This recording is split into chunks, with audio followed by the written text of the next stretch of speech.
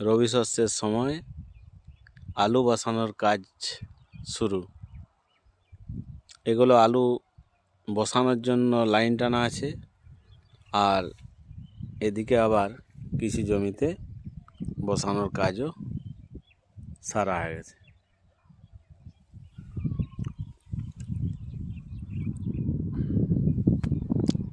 ধানের থেকেও রবি শস্য একটি প্রধান অর্থকারী ফসল, তাই এটিকে অবহেলা করার সময় কিংবা স্পর্ধা কোনো চাষিরই নেই।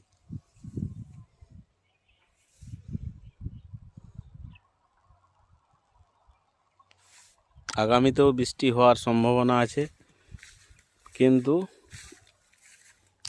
সব কিছুই ভাগ্যের উপরে ছেড়ে দিয়ে কাজে লেগে পড়াই সব থেকে বুদ্ধিমানের কাজ।